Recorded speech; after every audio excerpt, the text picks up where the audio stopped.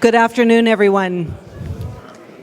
Thanks for being here on time. Thanks for all of the great conversation that's already happening. It's wonderful to start the new year with this buzz that I hear around us, and it's just really celebratory. I'm so thankful that we're all here. My name is Michelle Kuhl, and I am part of the board of the Toward Canada. And we're very grateful that all of you here have agreed to come and be part of this conversation. And those of you who are meeting us online on Zoom, welcome to you as well. Just a heads up for all of us, this is being recorded. And so you are not visible on the Zoom call, but the front row, your heads, the back of your heads are visible. So just so you know. We are a gathering of seekers, of those who are curious at what the Spirit is up to with us. We are also the disoriented. We are maybe knocked a little bit off balance by our circumstance and by our own experience, and for many of us, a wilderness moment that we find ourselves in. And so I welcome all that you bring here. For some of us, we carry a bit of sadness and weariness and frustration, some of us feeling hopeful and wondering and more curious. We want to hear something new, something that we can set our faces toward. And we want to know, what could that be? What can we get behind and be excited about? God, what new thing are you breathing out that we get to be witness to and get to be a part of? So today we come. Acknowledging all of this, welcome. I'm going to begin by reading a bit of scripture. We're going to start with John 3, verses 1 through 6. It's a beautiful story. I know that you are familiar with it. And I forgot my glasses, so I might be making up some of it. Now, there was a man of the Pharisees named Nicodemus, a member of the Jewish ruling council. He came to Jesus at night and said, "Rabbi, we know you are a teacher who has come from God, for no one could perform the miraculous signs you are doing if God were not with him."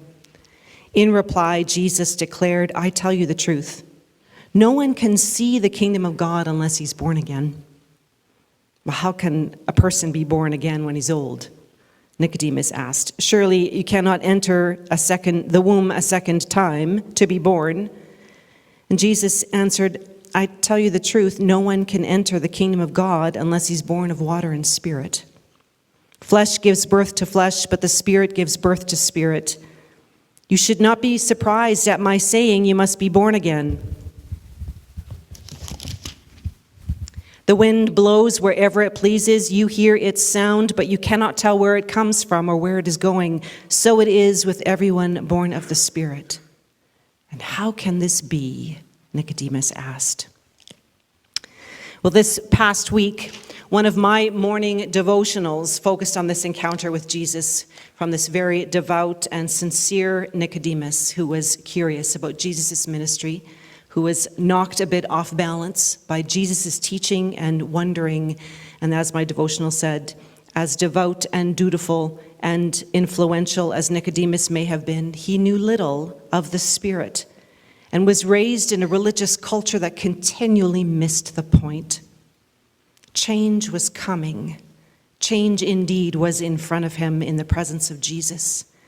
Nicodemus had the wisdom to understand that the times they were a-changin', and the courage to seek the change maker, to ask some hard questions and listen to what new life Jesus' words would breathe over him. He didn't understand, but he was present.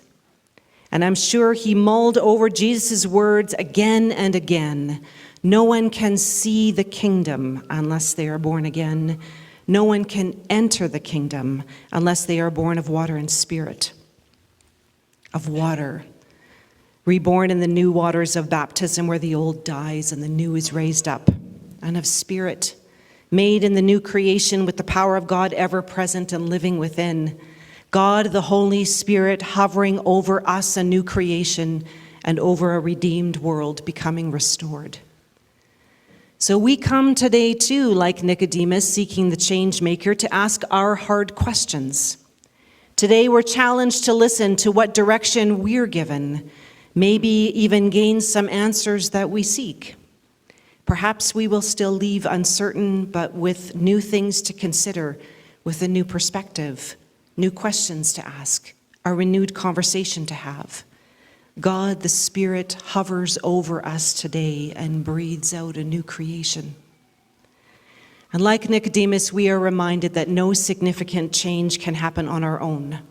The wind blows where it pleases, Jesus tells us too. You can hear its sound, but you cannot tell where it comes from or where it's going, and so it is with everyone born of the Spirit. So like Nicodemus, we ask, yeah, okay, so how can that be? The challenge remains the same. A costly challenge to unlearn the old ways and start afresh with none of the familiar certainties, to yield to the Spirit's renewing work of breathing new life into what has grown old in us, and trust the leading of the good God with some childlike faith, so that our curiosity is filled with a hopeful courage for the way forward. Friends, let's begin. Pray with me. Loving Father, create in us hearts that trust you. Make us present to you today so that we can be present with each other. Jesus, gracious Savior, give us your loving nature that we may meet each other with kindness, ready to build each other up. And Spirit, breathe new life into our conversations, open our ears to hear with your wisdom, and guide us on the path that you choose, the path of life. We pray this, triune God, in your great love. Amen. Hopefully you have had a chance to look at the Toward Canada website and noted that there is a new name. Toward Canada has a team, or you could call us a board. Everett Vanderhorst and Peter Boltheis are here from that board, and they're here from Ontario, so thank you so much for joining us and for taking the time. We really appreciate it. There is a Western component, that would be myself and Amy Field and Gord Vlieg. So we are, Amy and myself here present, are going to share a little bit about ourselves and our role on the board and maybe a little bit of history of how we've been here. Amy's looking a little bit scared. Come up, Amy. Gord is on Zoom, and I'm wondering if he's going to be able to speak. Oh, yes. You said yes, he is. Let's get him first.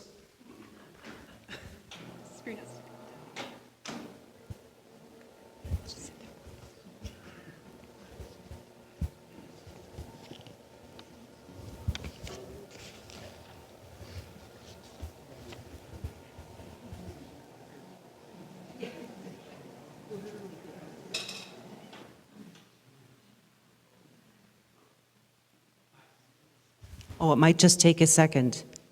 Gord is in Mexico, so he's putting his margarita down, and then he's going to join us.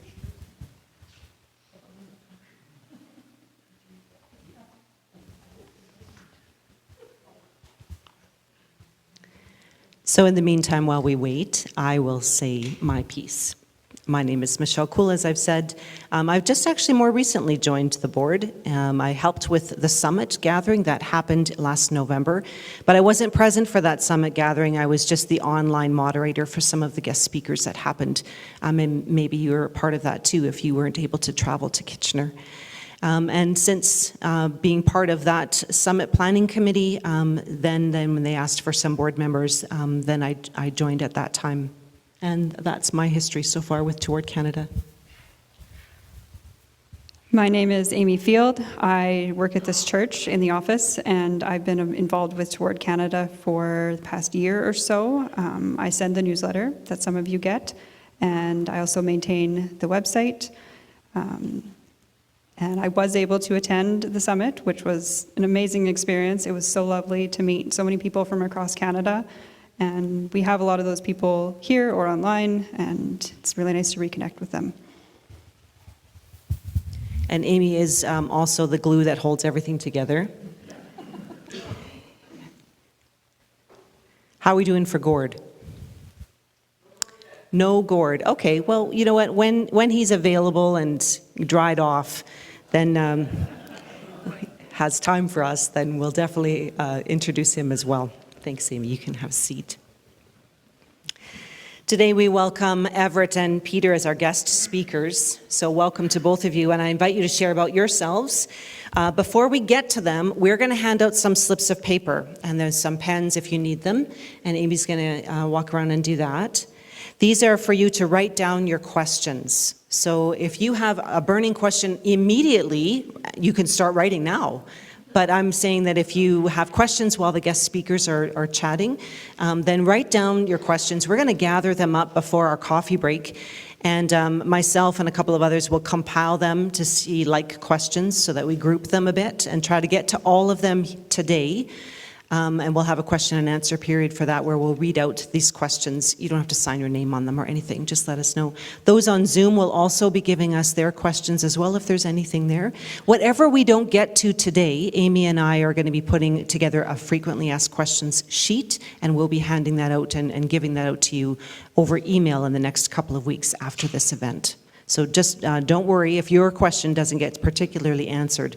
We have not ignored you. So with that, I'd like to ask Everett and Peter to come on up. We're very grateful for the time that you're giving us here. Welcome. Thank you, Michelle.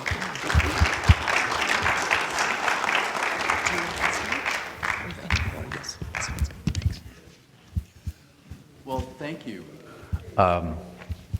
Thank you all for coming out this afternoon. We're really glad for the opportunity to meet many of you. Some for the first time. Some we've seen each other online already in Zoom conversations. Just a bit of an introduction from me then. My name is Everett Vanderhorst. I am for the next 5 weeks anyway a pastor in the Christian Reformed Church.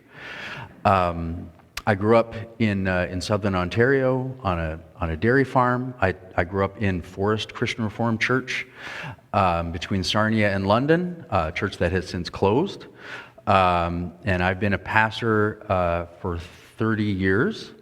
Our first church, Chris and I went from where we were out east to our first church, which was Telkwa, British Columbia, near Smithers. Many people have said, "Oh, I think I drove through there once," and then once again on the way back. And then from there we went to Grand Rapids, Michigan, where we were for 11 years, and I have now been pastor at one of the pastors at Meadowlands Fellowship Church in Ancaster, Ontario, which is part of Greater Hamilton. So that's where I've been at. So as far as this movement goes, and a little bit of its history to start, it really began about 2.5 years ago. There was a group of us, colleagues, friends, who were in kind of an email conversation together, and it was Pastor John Vanderstoep, who's a church planter in Fergus, Ontario. He sent an essay around that he had worked on and off. And then the title of the essay was, "It's Time." And the spirit of the essay was, the cultural differences between the U.S. and Canada, and between the U.S. CRC and the U.S. or the Canadian CRC churches, is a growing divide, and it's about time. It's about time for the Canadian churches to have sort of direction in a new and full way for ministry together in Canada. And so a group gathered around that idea. That group composed and then sent a letter off to what's called the Canadian Ministry Board, kind of the board leadership of the CRC in Canada. I know a number of you signed that letter in October of 2023. And that started a whole... that was really the starting of a movement. And so as a small group, we hosted Zoom conversations. We established a website. There were some white papers that were written. We had multiple conversations with concerned members, if you will, all across Canada. We were in communication with the Canadian Ministry Board, back and forth, had a couple of meetings with their leadership together. And and as we sort of gathered momentum, we also formalized. So we became incorporated as a charitable organization in Canada. So we have that kind of that legal status and structure.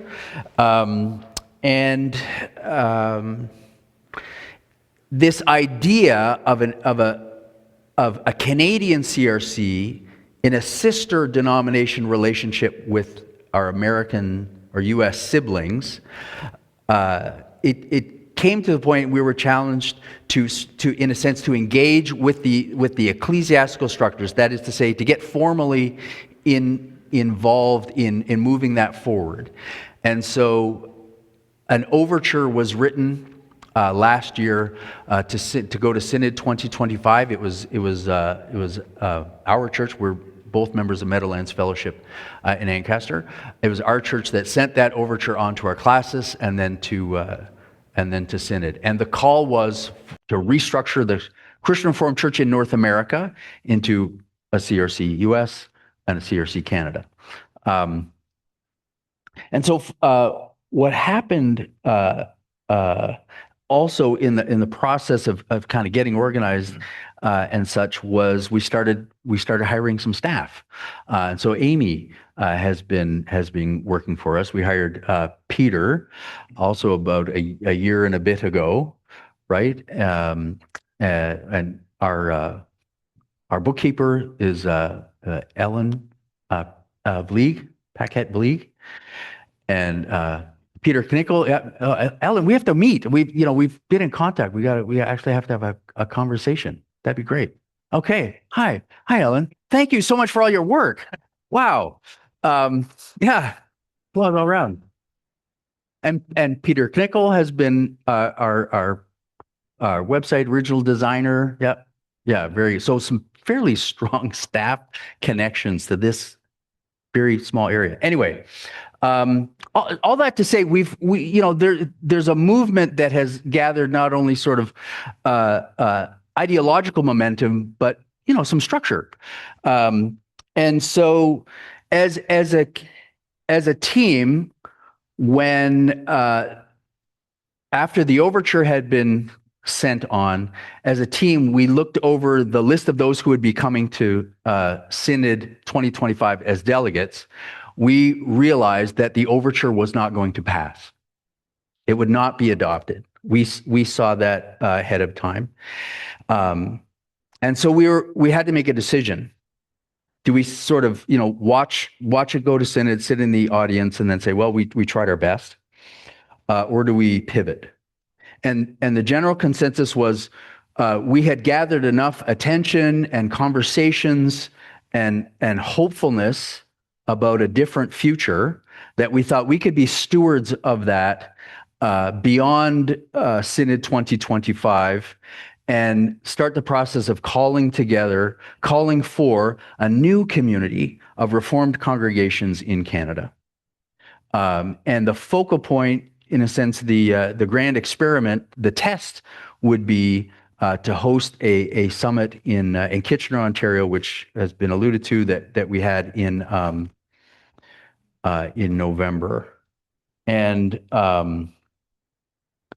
that was a really an extraordinary experience and experiment. Part of it was too, we recognized that we were far overdue for an in-person gathering. Like, I don't know about you, but church on Zoom and all of the COVID disconnectedness had wearied my soul. And so while we were making all these wonderful connections across the country, a lot of those were phone calls and Zoom conversations. And so it was time to bring people together because this is a big part of what I was seeing, is that I was blessed to have all of these one-on-one conversations or small group sessions with extraordinary people. It was through this work that I met Paul Verhoef, right, down in Calgary at the University of Calgary. It was in this context that I met with Kathy Vandergrift, who's in Ottawa, and the list of names goes on and on. And I would have these conversations with people who were excited about the church, who were excited about being a follower of Jesus Christ, and just wanted to engage that calling as best they could. And so I was energized by that, those interactions and those growing relationships. We thought we need to get all of these kinds of people in the same room, and they'll be able to see what we've been seeing. That the Holy Spirit is still alive and well in Canada, and not only in Canada, but in the midst of this community with a particular understanding of what it means to be a follower of Jesus under the sovereignty of Christ, right? So we gathered people together in that space, and there were a number of hopes and dreams that we had. We wanted to begin to articulate what this new community could look like, right? And so we had 6 working groups that addressed 3 major areas of, what are the kinds of things that a church community needs to be thinking about? Foundations, identity, and structure. And those groups, in a very short period of time, they developed working documents. We've circulated those. Many of you I know have read those. And when those were starting to be presented, there was a moment where people in the room just let out that anxious breath of air and nodded their heads and said, "This is it. This is what I remember, and this is what I'm looking forward to." We also had workshops for people who were gathering who said, I'm discouraged. I'm curious. I'm not sure what to do next. I don't know what the next steps look like. What are the possibilities? And so there was a panel that talked about, what does disaffiliation look like? How does that work? How did you experience it? Angela Bick from the Christian Courier spoke about what are the broader trends in the churches of all kinds across Canada. We wanted to engage more people in a wider way. And so we had Melanie Humphreys from King's University right here come and tell the King's story in an extraordinary and inspirational way. We did have Paul Verhoef come and talk about mission and what is mission like in Canada. And he articulated not only his own story, but he laid it out in such a way that we all recognize that it is our own story. And then on Saturday morning, Xiao Chong, the former editor of the Banner, laid out a calling for what is it that Canada needs from the church in the 21st century. Many of you I know have seen those recordings, and those have been viewed in the past 2 months over 5,000 times. Right. So the reach has spread out. We also wanted to get to the point where this organization that we had built toward Canada, because we came to a point where we said, we're really, we heard from Synod, we are now post CRC. And so toward CRC Canada became Toward Canada, an interim name to be sure. But we wanted to transition this community, this board of, pre-summit, this board of like 5 people, really just kind of self-appointed to begin this work. We've come to the time where we need to transition that board of individuals to a board that is composed of delegates from churches. It needs to become a church community and a church organization. And so the summit was a time too, toward the end, where we kind of laid it down and said, okay, churches, it's time. It's time. That's all I have. Hi, I'm Peter Boatheit. I'm not sure if I'm on. You're on now. The I'm room. on now. Are we getting closer? Are we on? On, that's a good idea. I just didn't touch mine. I just thought, Okay. Thanks, Everett. I'm on. So, Appreciate it. Peter Bultheis. Just a quick little summary of why I'm here. I'm one of the immigrant kids. I've been a CRC person all my life.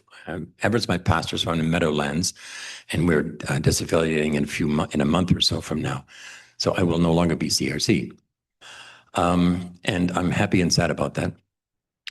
The reason I got on board, I'm a staff person, not on the board at all. The reason I'm involved with Toward Canada is because ever since I first visited the States, I was 17 or 18 at a Young Calvinist convention. I thought, man, this is different. This is not like the real CRC. This is America. And that never went away. And I realized over the years that there is a radical difference between us and the rest of the CRC south of the border, the other 3/4. And so I've been waiting for this movement, looking back, much of my life. And I think people who are as old as I am, give or take 75, say, you know what? Yeah, it's time. I've been feeling like this for a long time. So this came along at the time when I was ready for something like this. So I'm delighted and humbled to be part of this. The summit was, as you have heard several times, and you're going to hear it a couple more times more, and I sort of semi-apologize for summit. But it was one of those amazing times. It was a cathartic, epiphanal time in our individual lives and our corporate lives. We were leading up to this point, and all of a sudden, as Everett said, there was a grand exhale on the Saturday morning when the presentation was made. This is what we believe. And if you had a chance to read that 16-page draft summary of what came out of those conversations, you'll read, yeah, that's it. That's home. And we all thought that. There was I don't know, it was one of those times when, yeah, that's home. And okay, what came out of the summit, there was 150 people there, 150 people there from 55 CRCs across Canada. That's well over 20% of the CRCs in Canada. That's a lot of folks. Now, some were official representatives of their councils and some were not. In the same thing as here, I should guess. Some are official representatives of your councils and some are super interested people that got to find out more. That's a lot of people and representing a lot of passion that got together in one place. That summit, one of the things that came out of the summit were there was a wider reach. There was the greater recognition by more people. There's something going on. There's something in the air. Because it was a recognition that God is painting a picture here. And I think I want to be part of this. There was a renewed value of a sense of everybody belongs here. There are no, yeah, you can sit in the back. Because the conversations, everybody, all 150 were involved in the conversations, whether it was in the workshops or whether it was helping to create this seminal document. Everybody was important. Everybody everybody's voices were needed. The 6 working documents became one document, the 16-pager. That's one of the things that come out of it too. It's a draft document, granted, it's a draft document, and it was an intense time of learning, of growing, of sharing, of thinking, an intense time. But the document that came out was a start on where we want to go as an organization. And it didn't come, the interesting part, I get excited.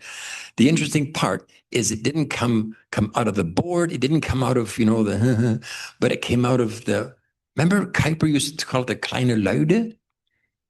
No, you don't remember that. That's cool. I don't either. yeah, right. I'm covering myself. The ordinary people. This is who we are. This is what we believe. And it's a draft document. It's not polished yet, but it's a great start on understanding where this is coming from and where this can go. We did get some free advertisement from the banner. saying, marginal negative thoughts about us, which was, that's good. All promotion is, even bad promotion is good promotion. We got some really good advertising from the Christian Courier, and that continues. The Christian Courier and Towards Canada, we're sort of in league together. This is kind of nice. Not in a formal Not in a formal way. Not a No, collusional way. that's not a quote from anybody, but there's a lot of the next point is we came out of that with a lot of new friendships. And that's one of the glorious things about church and organizations where there's a commonality, great new friendships, and a sense of great safety. That ruled in Kitchener during those 5 days. Great safety that came out of it. I'm safe to cry, to lament, to rejoice, and to just, this is who I am. This is what I'm thinking about. So that sense was there. There was a recognition that there was an appetite for a new community, a network for mutual support, whatever that's going to look like. The biggest gift, a new hopefulness about Reformed ministry together across Canada. So that was sort of it's called a summit because it was a mountaintop experience. I had to do it at some point. We're now in a transition time. We've had, as Everett said, a number of, let's say, self-appointed individuals who have a vision and moved it forward. And many people are joining that vision. But this transition time towards some kind of an ecclesiastical organization with churches being on the, whatever you want to call it, the board. Where the delegates to the board represent churches, because right now the board does not represent churches as such. So that'll happen in the next short while. When church time, short while is like 10 years. I'm kidding. But in the next several months, that transition is going to move along. That community, that transitional community, will take the assets of Toward Canada, the corporation, and to begin to build out the necessary covenants and structures and assist in developing local, regional, countrywide connections. So that's also part of this transitional dream. As has been said, we started off with several people on the board, largely Southern Ontario, but recognizing what's happening here, we're delighted that Michelle is on the board. We also have John Volk from Fredericton on the other side of the country, and Karen Garrett from what used to be the center of Canada, but it's not anymore, obviously.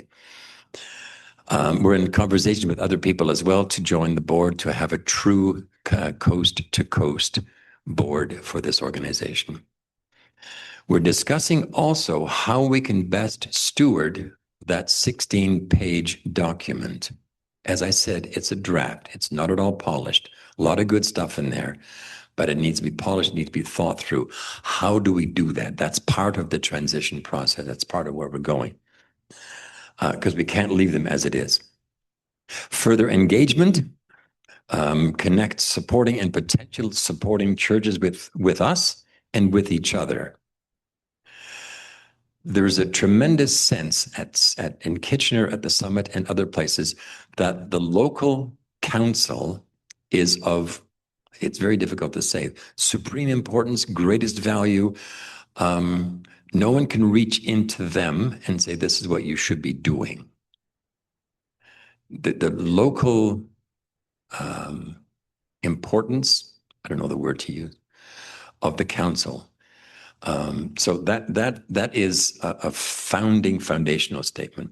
We're looking at, we're going to have Zoom conferences in the next several months to make sure that connections are live and well among the churches and to us as board.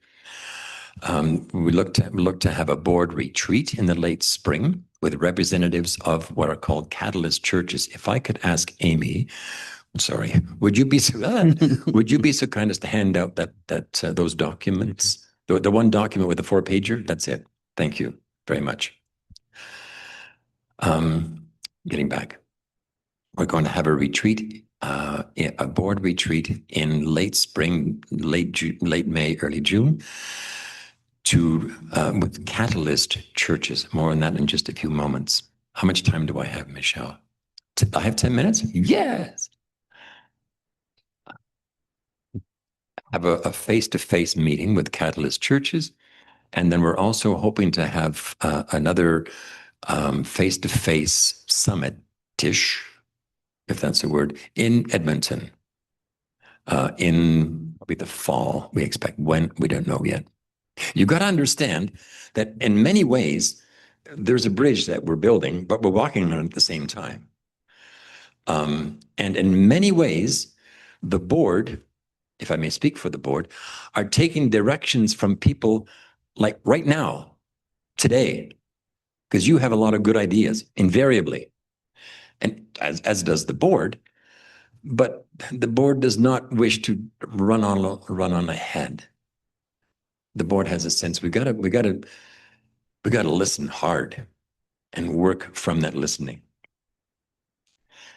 So there will be another summit in the fall in the greater Edmonton area.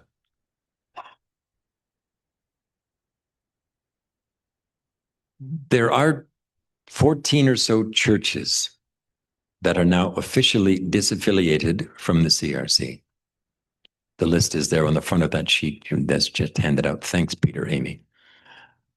And there are 10 CRCs, at least 10 CRCs across Canada, which are in the process of disaffiliating. And there are some 20 or so other churches that are strongly rumoring about disaffiliating. But in order for the board, I'm sorry about the sound here, in order for the board to transition well from a bunch of well-meaning individuals to some kind of a board with church representation, there needs to be those churches that have said publicly and loudly, we will help. We will help to do this. We will help to get this thing going. And we've chosen to call those churches Catalyst churches. Now you have that on the handout you just got. There are two kinds of churches about which we're speaking now. A Catalyst church is, and you can read it, while I'm talking, we have two eyes, one to look at me, one to look at the paper. The Catalyst church is a church that will support what's going on in the TC by sending an official delegate to a meeting to help to create this new board and this new entity as time goes on. And this is an official catalyst. If I'm saying something wrong, interrupt me. I will. I know. So the list is there. So we're looking for, and this is a gentle, perhaps not so gentle, nudge to churches who are in the process of disaffiliating or have done so. You know what? It would be great if you would send someone on this board so that we can move things along well. That's an official that the council has said, yeah, bless you, we're with you. An observer church on the last page, a church with observer status, is that kind of church that, you know what? We're not in a position to say we're in it, but we really want to hear more. So keep us super involved and keep us super in tune with what's going on. So that's part of what we're doing in the next short while. That's part of why we're so glad that we're here together, that you can learn more about what the TC is all about. And you can think, go to your councils and say, you know what, it's time. There's that phrase again, it's time. Mm-hmm. One last thing. Right. There are churches, and perhaps you belong to one of those, which at this point will not be disaffiliating. Perhaps there's been some discussion about disaffiliation, perhaps not.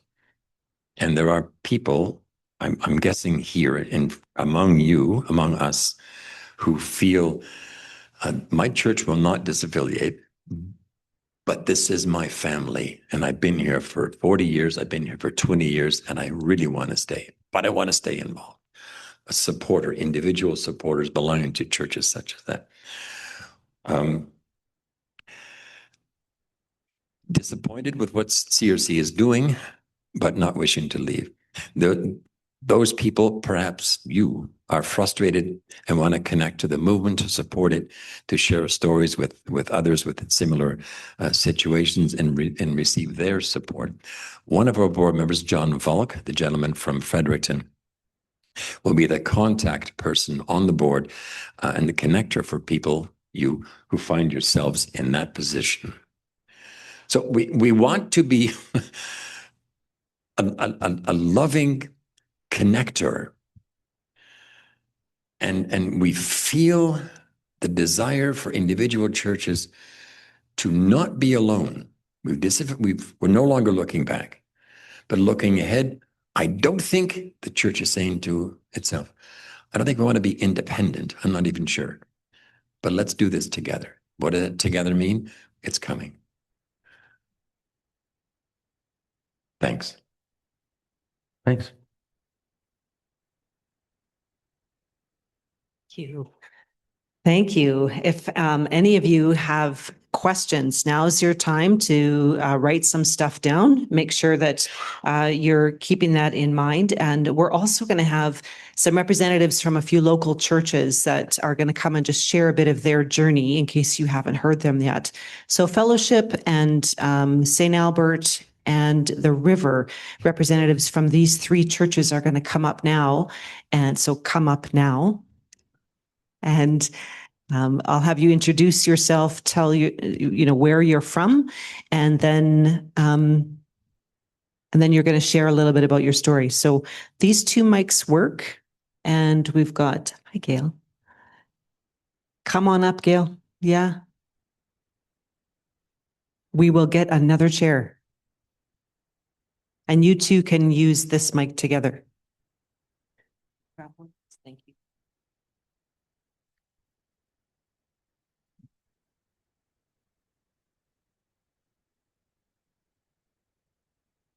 Okay, it's really good to see so many people in our church.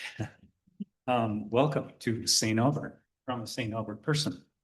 And I can share our story. I'm glad to do that. When Synod 2022 approved the HSR, our council already had some discussions about what our response would be. Some council members immediately submitted grabaments, and some were adamant that we had to double down on supporting Synod's decision.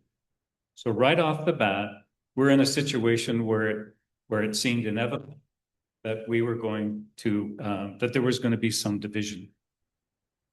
In our discussion, it was clear we were first and foremost going to try to maintain church unity. We decided a low-key approach was necessary, and although we weren't going to completely, not on the cord, I guess, eh? Sorry. And we were not going to shy away from speaking about this. We did commit that we were not going to preach about this, about the HSR, from the pulpit. And that didn't sit well with some. And right off the bat, we lost one family. And you have to know that St. Albert CRC isn't a really big church.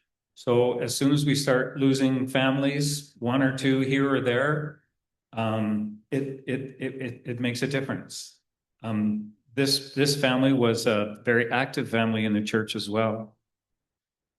So the idea of being,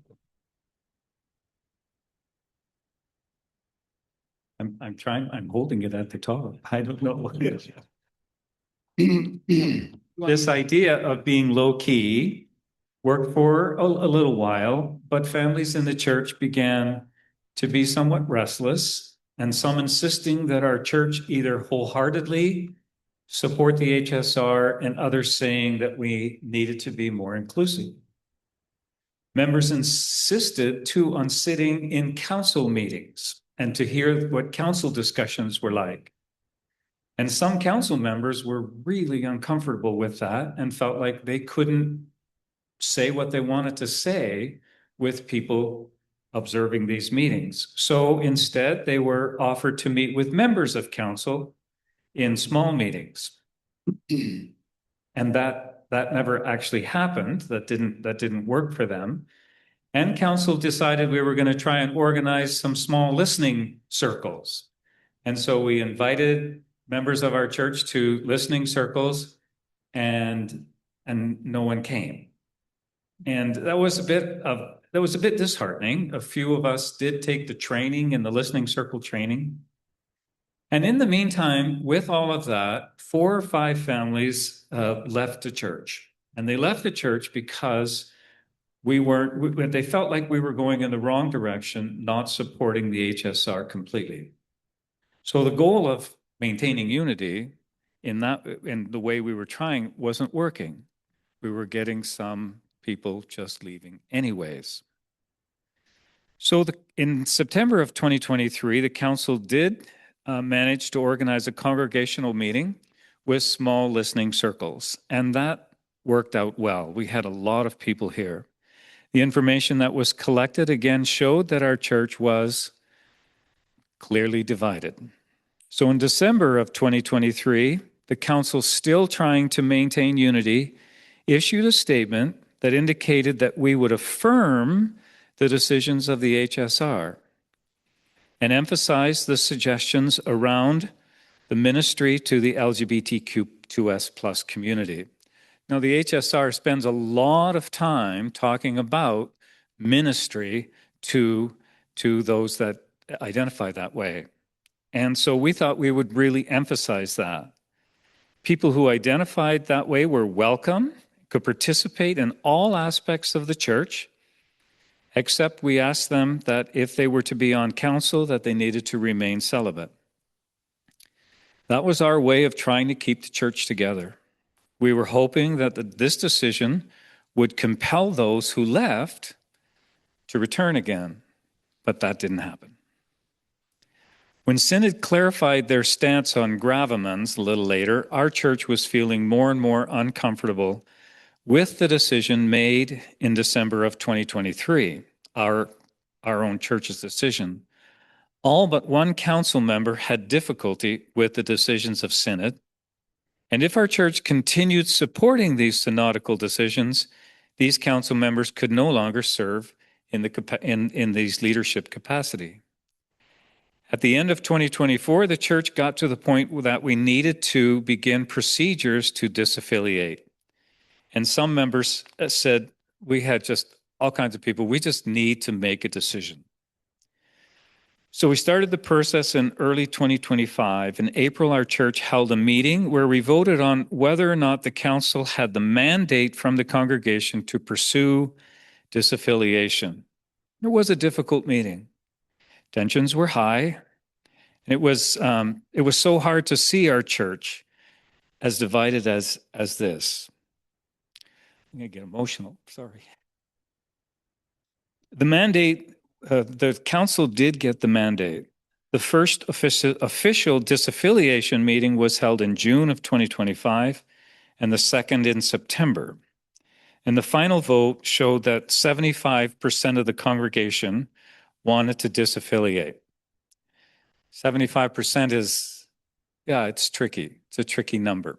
In October, classes acquiesced to our decision, and we then continued to lose more members. And some of us were at the point where we were thinking, is our church going to make it? We had a small church. And remember too, just to point out that our pastor had retired as well. Earlier on in July, before July 2025, he had retired. So it was a lot of this doing it without a pastor. But as soon as the decision was made and everything acquiesced, something seemed to happen in our church. There was a new and positive vibe going on. I think there was a sense of relief, a sense that something new and special was going to happen. And people said to me there was a renewed sense of joy and worship. We had it so many times where people said, man, if we could just stop all this conversation and just be church again. And now there were people that were saying, hey, we're church again. New people started to come and check us out. There was a bunch of services where we were sitting here with maybe 30, 40 people. But recently, the church has been pretty full. We worked on a new name recently, and we had a lot of fun doing it. We had posters on the wall, and people were voting on names. And we can now say, we're going to be known as the Gardens Community Church. Yeah.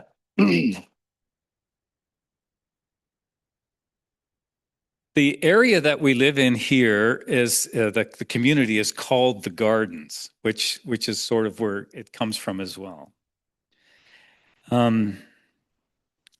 We put together new bylaws that have circulated amongst the congregation and will soon become official. We're just waiting for a bunch of feedback. So our bylaws have been rewritten. And one thing was really interesting for us is that a lot of the wording around, we put a statement of faith in there, comes from the November summit. So we were pretty excited about using some of that language and the wording around that. So that was good as well. We're now working on a plan to engage the congregation in a discussion on our church identity, because our identity was always attached to the CRC. Now what's our church going to look like? And we're thinking about what kind of ministries we will attach ourselves to. There is definitely excitement in the air, and we're looking forward to really seeing what God will do with this church yet. So that's it.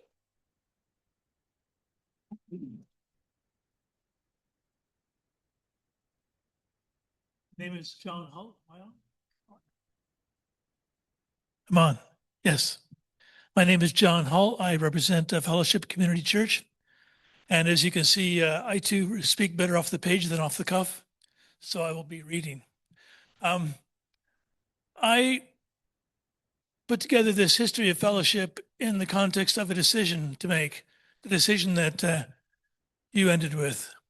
And that was the decision, should we become a catalyst church or an observer church? I attended that conference in November, as did Roy Birkenbosch. We represented Fellowship. We went there feeling somewhat skeptical. We left there feeling quite excited. Probably not like Peter, but we were pretty excited. And but we recommended to our church that we remain an observer church for the time being. And I hope this history will explain why we thought that. But we have to make a decision soon, I think, about whether we continue to do that.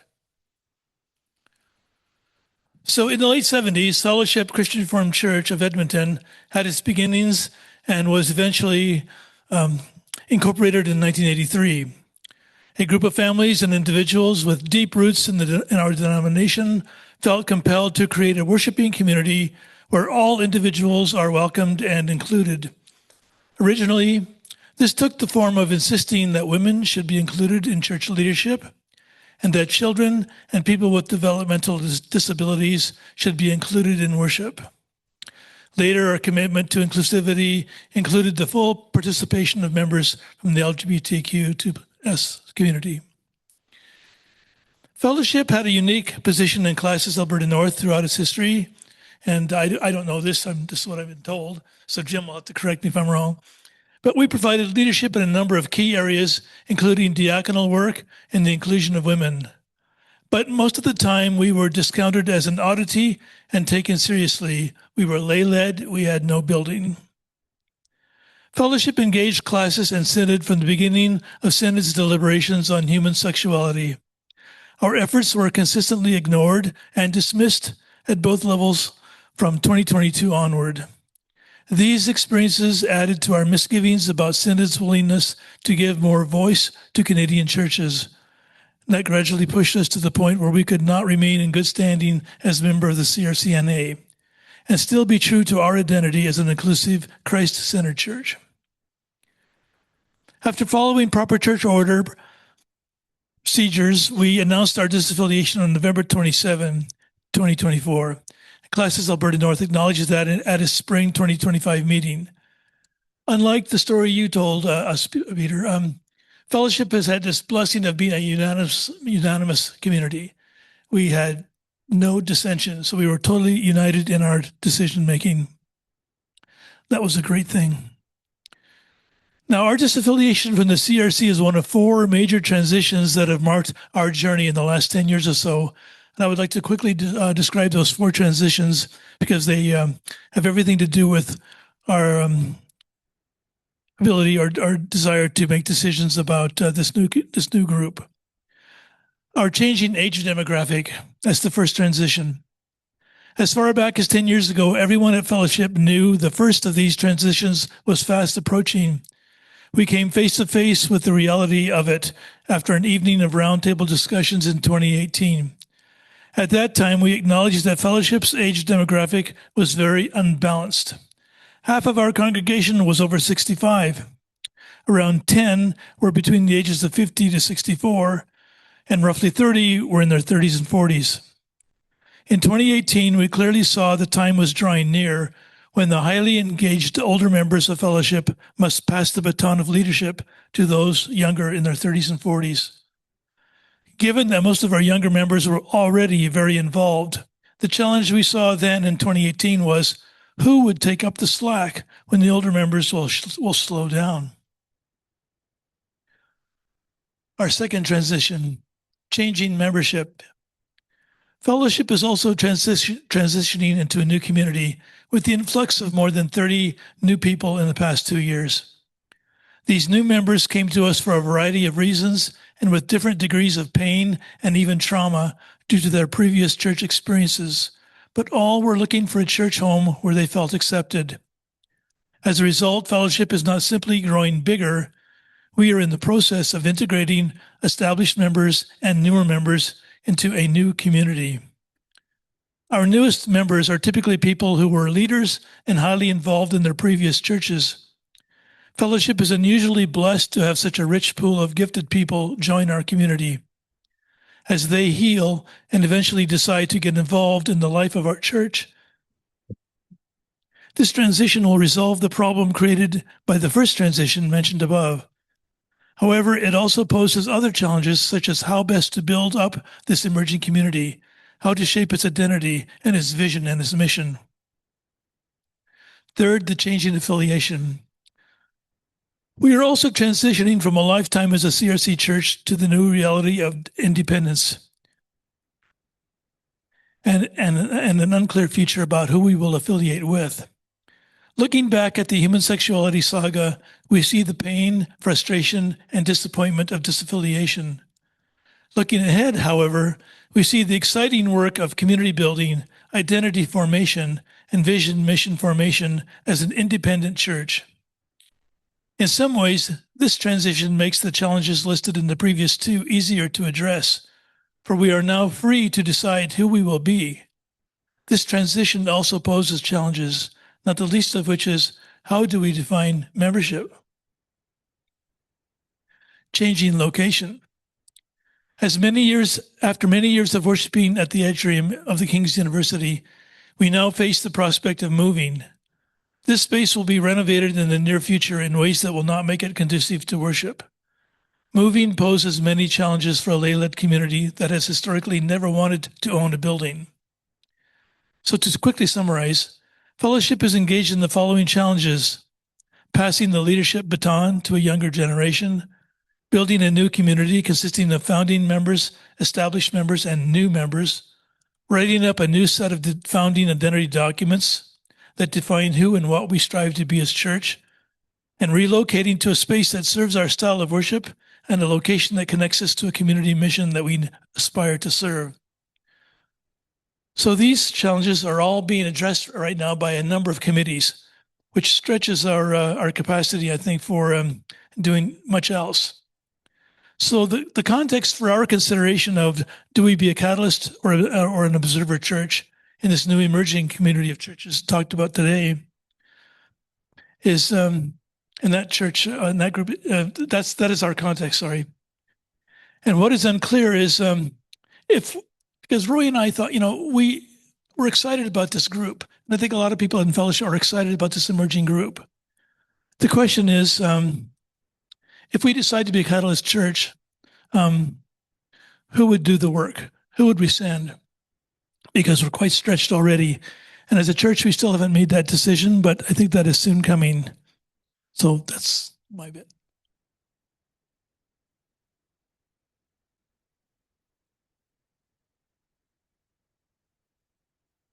My name is Gail Motsma, and I'm from the River Community Church.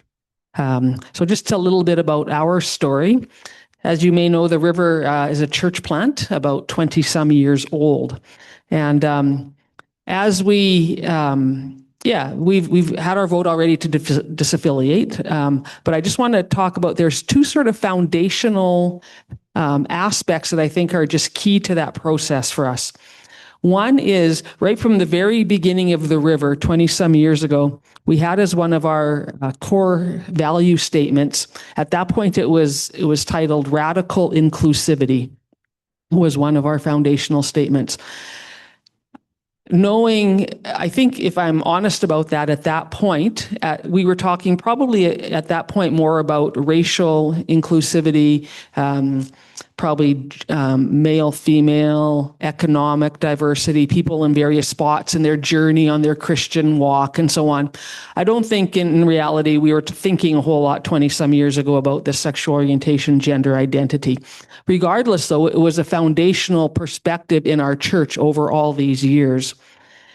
In our most recent strategic plan, we updated the language. Now, instead of radical inclusivity, we talk about boundless inclusivity. So that's been a part of our identity right from the very beginning. So you can imagine then when Synod was doing its work around the HSR, that was coming into direct conflict with one of our foundational values that we had as a church. And we realized that we needed to address that. We either needed to change our value or we needed to do something else. And the value of inclusivity was such a part of who we weren't willing to change that. So we started on a conversation then about what do we do now in that case. So that's the first thing, this foundational value from our start. The second thing that I think facilitated our discussion around disaffiliation was since COVID, when we gather on a Sunday morning at the River, we sit around tables. And we have bagels to start, and we have Dorothy the Bagel Lady, who's been there forever. And we sit around tables, and usually throughout that, once or twice during the sermon, Pastor Dale stops and he gives us a prompt around our table, and we have a conversation with the people around our table about whatever the topic is, reflecting on it, personalizing it, sharing our own stories. So that in itself already gave the River a flavor of talking with each other about important things. So it wasn't an unusual sort of context then to put our people into to say, now let's have some conversations around this. So when we realized that we had to start a journey at the River, we thought, we need to intentionally plan out what this could look like. We initially started thinking, okay, let's have some evening conversations. So we tried one of those and hardly anybody came. So we realized, okay, that's not going to work for us. So instead, then we moved those conversations to Sunday mornings during our worship service. The River is a very flexible bunch. Some of your churches, if you try to do that, you might get people upset saying, well, where's the sermon? We need to, all these. Nobody at the River ever complained about that at all. It was just said, okay, here we go. This is what we're talking about now. So we intentionally planned out sort of a year's worth of topics that we were going to do. So the first one, the evening one, was around sort of how do we read the Bible, just sort of a more general thing. The first one on a Sunday morning that we had was we invited Pastor Peter Rockholt from Red Deer to come and speak with us and to go through how do different Christian people read the key passages in the Bible that deal with sexual orientation. So Peter led our group through just sort of different ways that people read those passages, different options in that. Next, we had a professor from the King's University come and talk with us about the biological and psychological aspects of sexual orientation. So we spent a morning talking about that. Then we invited two affirming Christian Reformed Church pastors to come and share their stories with us about sort of how they got to that point in their journey. So we were able to hear from a couple of our key leaders in the church. Then we did the next one. We had an all-church listening circle one morning, led by two of the mediators who work for Classis Alberta North. Came in and led a whole listening circle for our congregation one morning. One of the key questions that came out of that was people were saying, well, we're using this term being affirming. What do we mean by that? When we talk about potentially being an affirming church, what does that mean? So as our we call it our executive, our church board, we crafted sort of a draft affirming statement for our congregation. And that was our next Sunday morning activity, where we presented the draft statement to the congregation and got feedback from people in terms of what they thought about it, questions that they had, responses to it. And as we looked at those responses, then we were also able to gauge through that process, get a bit of a sense of where our congregation was, because we didn't want to just have a vote, because we didn't want it to be a divisive issue within our church. But through the responses that we had, through all the different activities we did, and particularly through the listening circle and the responses to the affirming statement, we were able to have a pretty good gauge in terms of where our congregation was in terms of its thoughts and ideas. So based on that, we decided to move ahead sort of formally into the moving towards disaffiliation within the denomination. The way sort of we decided to do it was that our first vote was actually a vote to change our bylaws. We sort of went in that direction. And the key thing was, because in our bylaws, we were identified in our name of our church as a Christian Reformed Church. So one of the things in our bylaws was to remove any affiliation with the Christian Reformed Church. So that was sort of our first vote, was sort of moving in that direction. And I think our first vote and then was about 95%, and our second vote that we held in the fall then was 97%. Through all those conversations, though, our key that we wanted to do was we wanted to deepen people's understanding of the topics and the issues. We wanted to learn with and from each other. We had a real emphasis on unity over uniformity, and a real posture of gracious communication through all of it. So we were able to move our congregation, I think, fairly smoothly through the process in many capacities. We have lost a couple of families through the process. One of the things that our Pastor Dale, I think, has done wonderfully over this issue, but other issues, is we try not to have people just sort of slink out the back door. But we've had in a couple of circumstances where families were deciding that they were leaving for over this issue or other things. But we actually take time on a Sunday morning to honor them, to acknowledge it's their last Sunday with us. We get them to stand, and we lay hands on them and pray for them as they are now a blessing in a new community somewhere else.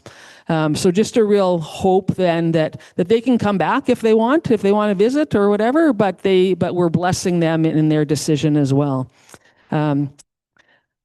We've also had a lot of people come and join us since we've made this decision. Some of those people are coming from other Christian Reformed churches, but many of them are coming from non-Christian Reformed churches who are finding the river to be a safe place for them to join and to be a part of us.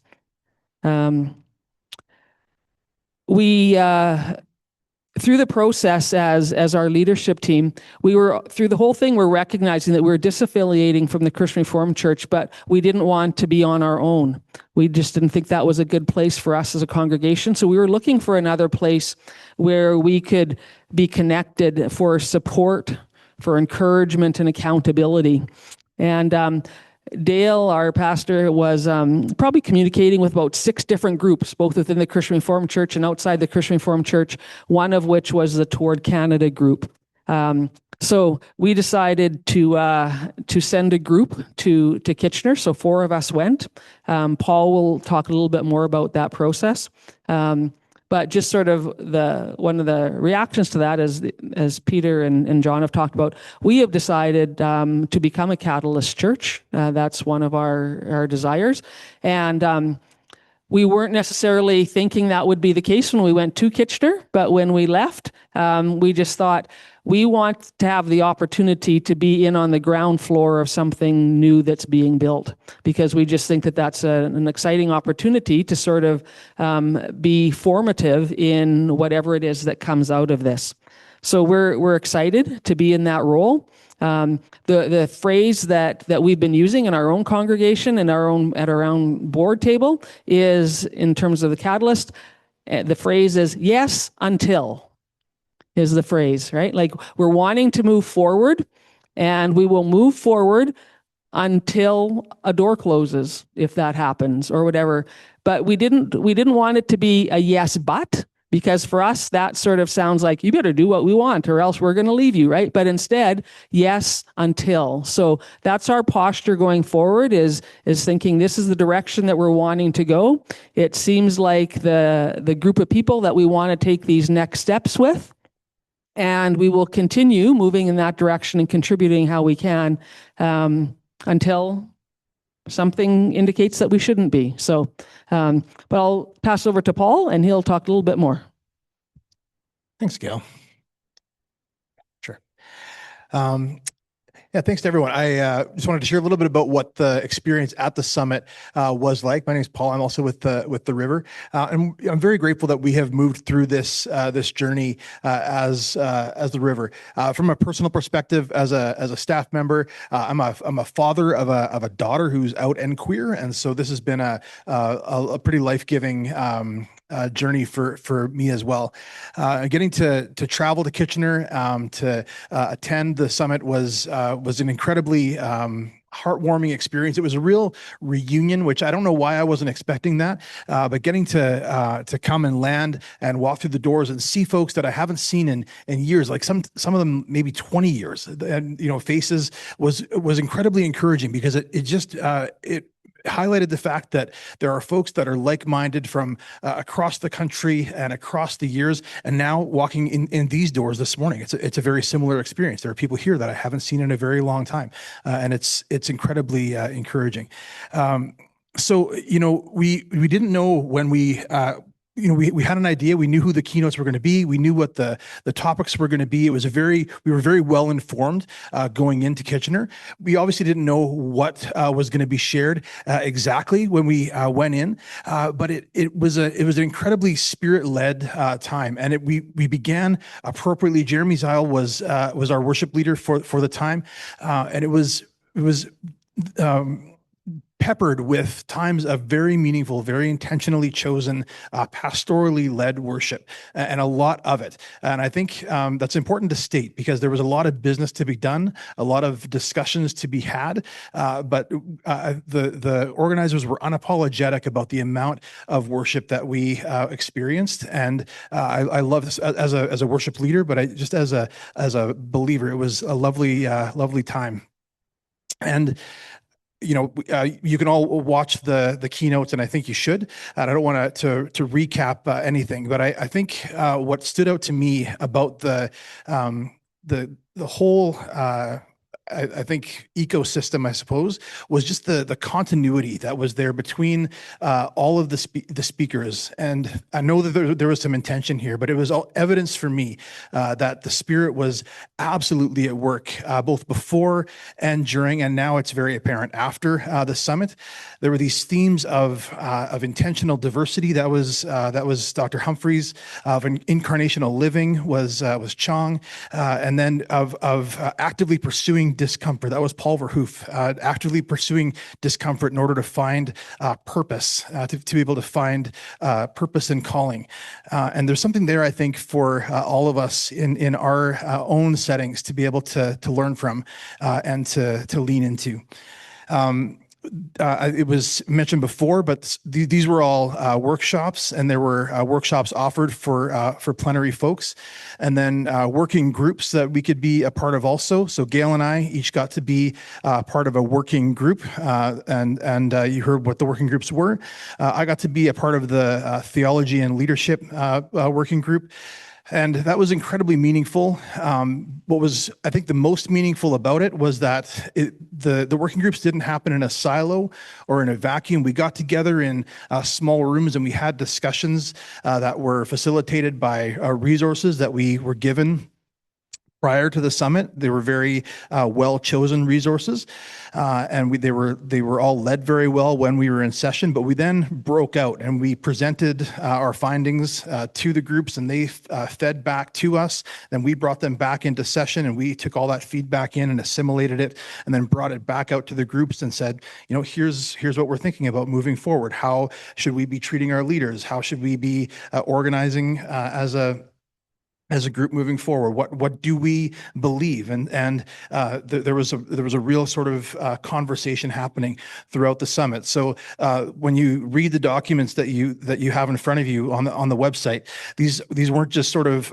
put together by a think tank or by some brains in a windowless room. It really was done in conversation with hundreds of folks that were pouring in to a thought process with the Spirit deeply at work. So it was a lovely, lovely time. And as Gail said, as the River, we were delighted to sign on to be a Catalyst Church. We're very excited to see what's next. Yes, until we can't wait to see what's next. So thank you.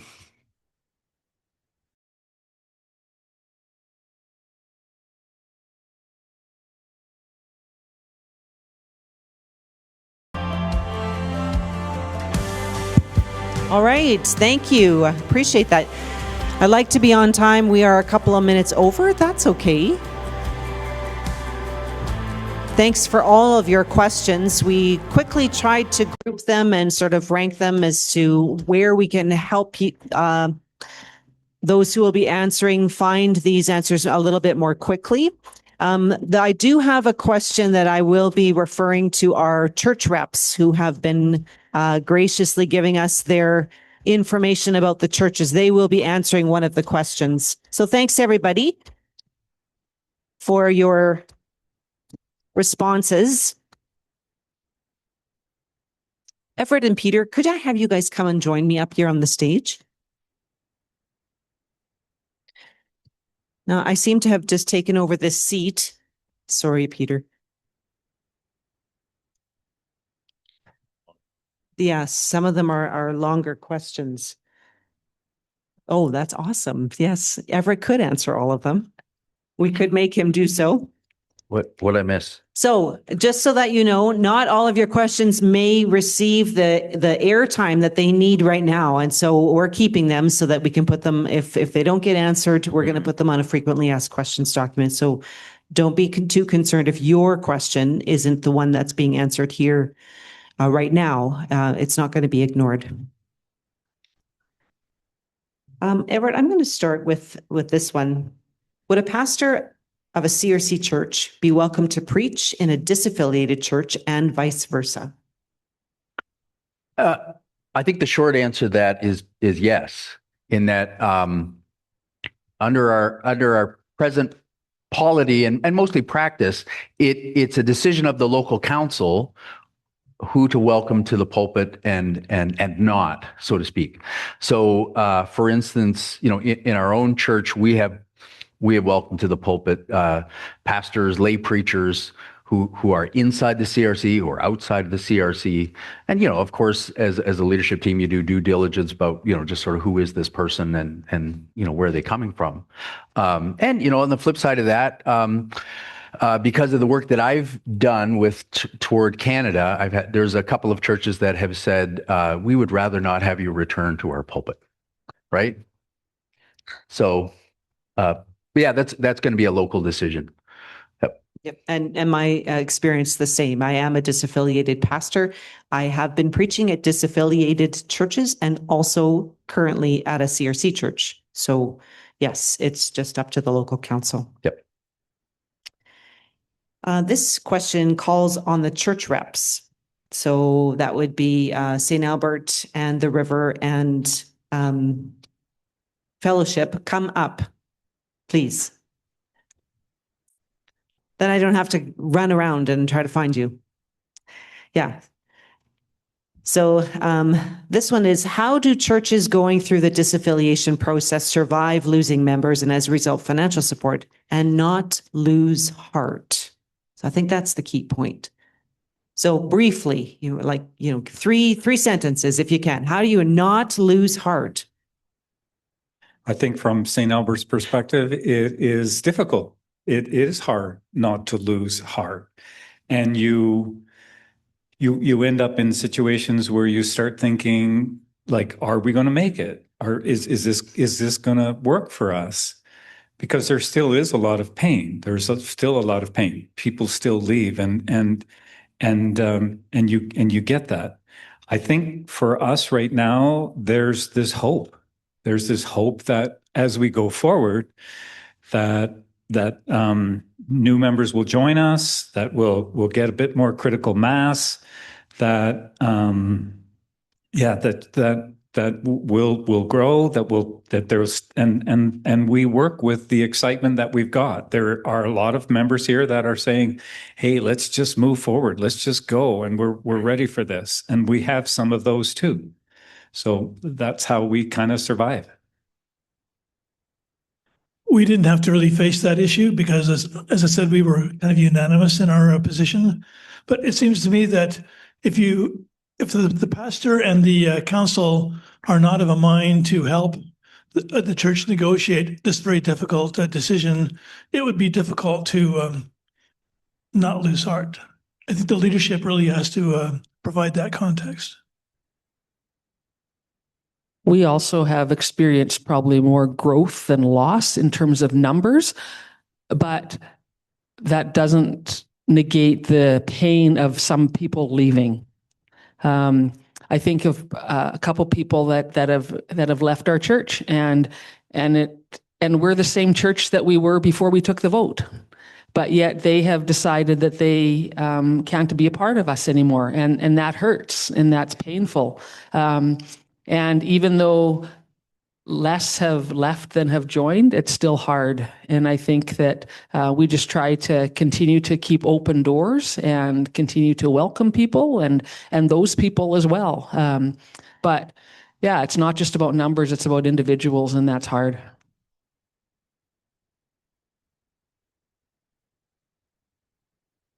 Having this also been my own experience, I would have to say that the one key thing that I've been asking myself in this wilderness time is, how can I be faithful and obedient? And those are the two things that I feel have just kept me and my husband and family alive in faith. Okay. All right. Stretch a bit. Two questions on the sheet. Are any non-disaffiliated churches interested in this? Are any non-disaffiliated churches interested in this organization? And I would say that all of the churches that we've had, more or less significant conversations with, that is, I'm a council member, this is what our church is discussing, versus I'm a member and I'm, wondering about this.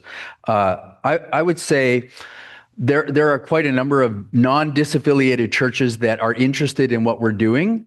However, those are also ones that are saying, we think we're probably on the road to disaffiliation, right? So, I mean, quite frankly, for a church that's quite satisfied for the most part with this, what I would say is a new direction within the Christian Reformed Church, they're not all that interested in being a part of what we're doing, because we have a vision for something that's new. This second question on the same sheet, I was actually asked by the reporter for the banner at the Kitchener Summit. Are you open to U.S. disaffiliated churches becoming members? Well, so my answer was, I think we would be, but given that our focus as a community is how do we do ministry well in Canada, it'd be surprising for a U.S. church to say, yeah, we want to be committed to that kind of a mission, right? So I sort of wouldn't rule it out, but understand if you're an American church, you're going to be a part of something that's Canada focused, right? So unapologetically, sure. Yep. The next one. The troubles, lack of inclusion created by the HSR and Synod's support of it was the impetus for many to leave the CRC. How can we ensure that the new federation will be a safe place for members of the queer community, that we will not have to go through these troubling conversations about inclusion again? In the conversations that we have had, it has been with churches who have said, we're interested in being a part of this new community.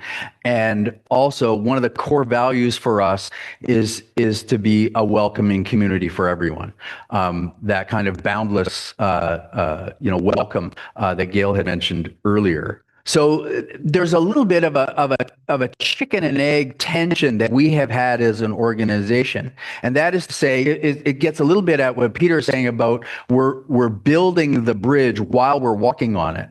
So I can say that all of us who are part of the team that is putting this together, that has been working, all of us in our own hearts, we're looking for a community that is welcoming to all, and we don't want to have those arguments all over again either. But at the same time, we expect that it's that gathering community that includes catalyst churches like the.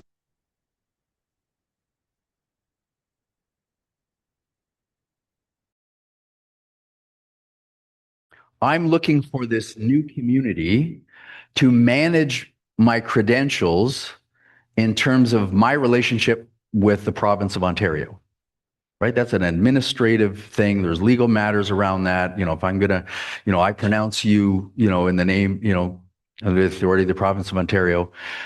I need people, administrators who are going to do that for me.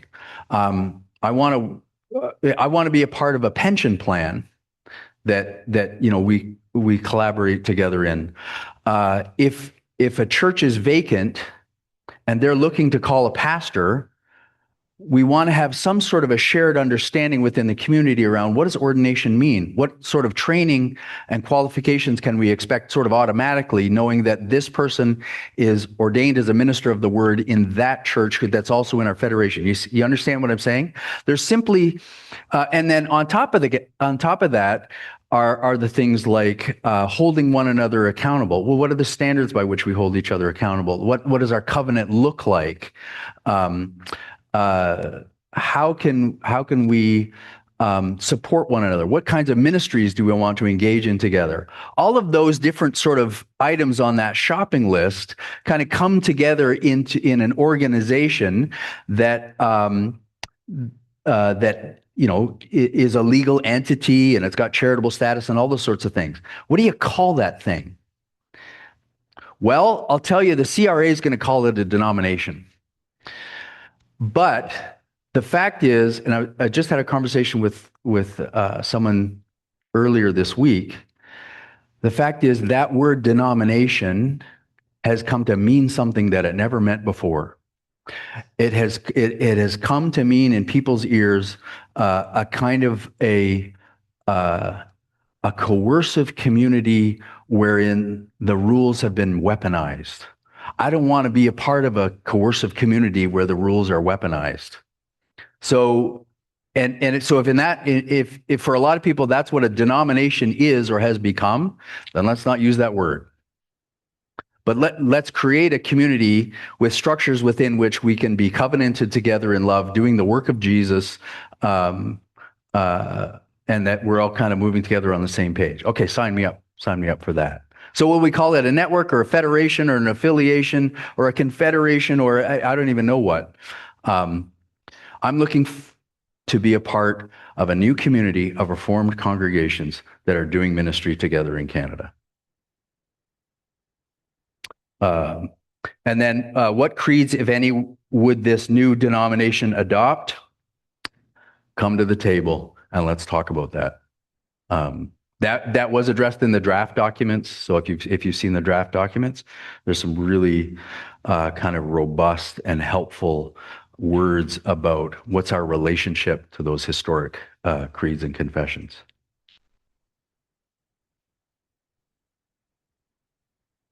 Ooh, that can be, that's a later question. That's a small book. Okay, who can be included in this ecclesiastical organization? Any church, CRC churches that are still affiliated, non-reformed churches, etc. So talking again about, what does the future look like and next steps? Again, it's one of those questions that is for those who come to the table to answer. I would say that if we come together and cast a vision and create a covenant for working together and blessing one another, and there's a church that hasn't been historically reformed that says that looks right to us and we want to be a part of that, then we would enter into conversation with a goal toward welcome, right? CRC church is still affiliated. I think, how do I put this? It's a little bit like, so my wife is American, right? All her kids are dual. And my wife recently, maybe I shouldn't say this in case ICE is listening or something. Anyway, the Canadian government recognizes dual citizenships. They're fine with it. The American government, not so much. They don't want to hear when you cross the border, oh, by the way, I've got 2 passports or I'm a dual citizen. So I can only, in a sense, answer this question from the perspective, from our side of the sort of ecclesiastical border, right? I think that that we would, if there's a church that says, we want to stay in the CRC, but we want to be a part of what you're doing and we want to, sort of be fully engaged, I would say, okay, well, come to the table and let's talk about what that looks like, right?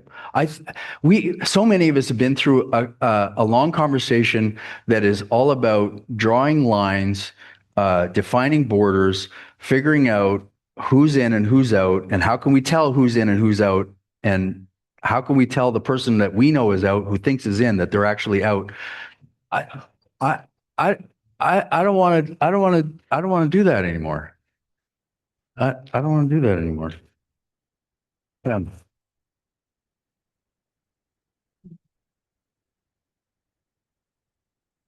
In what way do you see Reformed history and doctrine being a part of this new identity? Well, in what way do you see? So I can answer this just for myself. I was saying at the break in a conversation, there's a sense in which, certainly in kind of our Western conception of following Christ and being a part of the church or a church, it's hard to kind of imagine a kind of generic Christianity that doesn't have sort of an adjective that describes it. Pentecostal Christianity, Reformed Christianity, Methodist Christianity, etc. That's one statement. The other, speaking for myself, is that I was raised in, educated in, trained in, and I am deeply grateful for a theological heritage that, in a sense, has its starting point as the sovereignty of God in Christ over all things, every part of life. If you want to hear me talk more about that, I'm going to be here tomorrow morning at 10 a.m. And that's where we're going to go with that. That's part of who I am. 10:30. Come early, you get a better seat.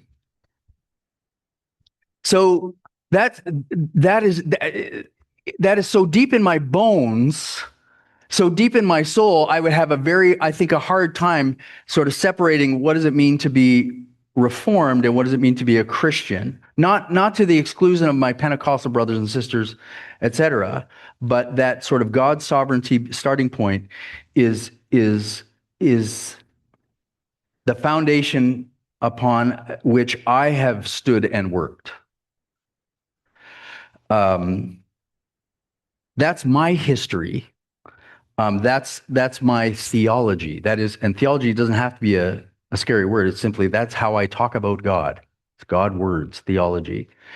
And given that so many of us, part of the heartbreak of exiting the Christian Reformed Church or having that potential laying in front of us is because we have that deep and rich and nourishing understanding of that call and mission as part of that relationship. That's why we don't want to leave it, right? That's, if we have to leave, that's a big part of what we want to take with us to be a part of the new foundation that we're laying. Again, I don't want to say that or be understood in sort of an arrogant way or a triumphalistic way. It's simply how I've been raised, so to speak. And so if you get a whole lot of people who have a vision for an all things, every square centimeter sort of approach to being a follower of Jesus, that is gonna come to expression in the new community that gets formed. And again, I hope it's the kind of new community that welcomes other people in to say, this is how we understand God at work in the world and the calling that we have, right? So it's not really do we want to write certain confessions, on that one about page on our web page so much. It's so much more than that.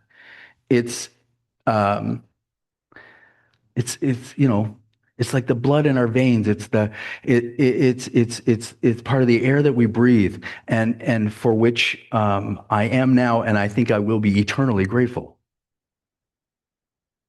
So I don't know if I answered the question, but I got excited. So, yeah. Okay, all right. Well, let me take a look at those. Okay, great. Oh.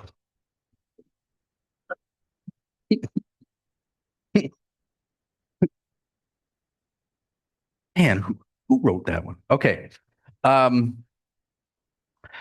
This is a longer question that gets into conversations around what are the challenges have been, expectations to sign the covenant for office bearers, etc. Changes are happening. People need time to come to grips with that. Talking it through is tough, but it's the only way to do it. By Senate telling us to stop talking about denominational overreach is not healthy for anyone. How do we allow people the opportunity to keep talking through tough conversations? Part of it is, let me say this. I think I've read through the HSR, right? A lot of good stuff in the HSR. The HSR calls us to talk about hard things, right? Peter and I were church visitors, and maybe this part will, pause the recording or something. But anyway, just between us, we were visiting with a fairly traditional church with their council, and I said to all the gentlemen gathered there,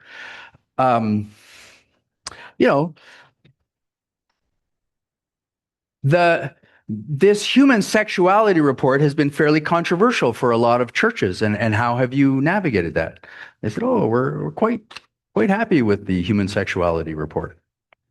I said, "Oh, really? Like, oh yeah, we're 100% behind it." I said, "Really? So have you held a service of lament for the way that the church has historically treated our LGBTQ2S plus siblings in Christ?" Oh no, they hadn't done that. They hadn't. And there's a few things in the human sexuality report that are quite, it's a hard challenge from a certain perspective to welcome and to include and to bless and to nourish and to listen. All of those pastoral callings, that's in the human sexuality report, right? Again, from a particular perspective. So I would say that that we're called not only to take the opportunity, but to obey the calling to have hard conversations together. Man, that life is made of conversations. All of your whole life is conversations.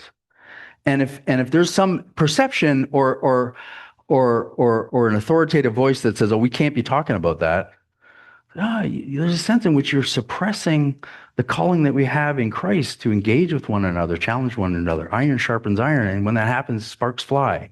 And that's okay. That's okay, as long as we're rooted in a common understanding of humility before the cross. Yeah, so keep talking. That's what I think. 4 minutes, okay. Oh man, I thought I could time this one out. Okay. What spiritual differences do you see between the U.S. and Canada? Yeah, only got 4 minutes.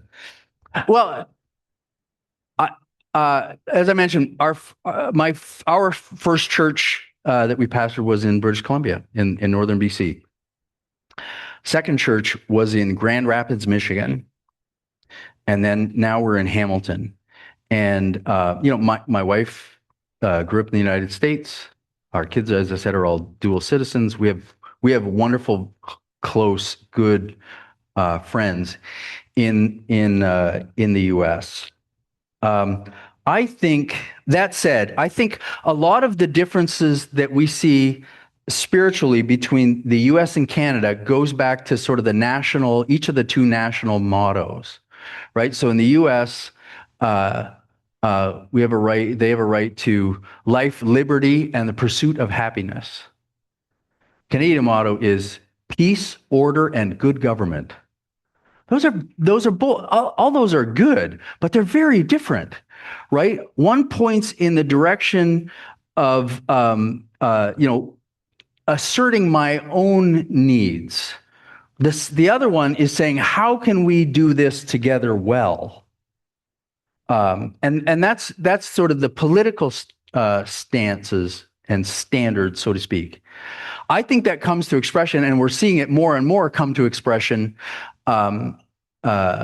those differences between the two countries. And I think we're seeing it also come to expression and give shape to different approaches to what does it mean to be a follower of Jesus Christ, right? There is a Christianity that puts an emphasis, it's in that one song that I dislike so much. I come to the garden alone while the dew is still on the roses. And the voice I hear calling on my ear, none other has ever known. That's messed up. It's sort of an emphasis on, it's about me and Jesus. And, obviously, we need to have a relationship with Christ. But Christ is in relationship with a community. And, from Genesis to Revelation, there is a calling to be community to one another in Christ, right? What's the first commandment? And the second is like to love your neighbor as yourself.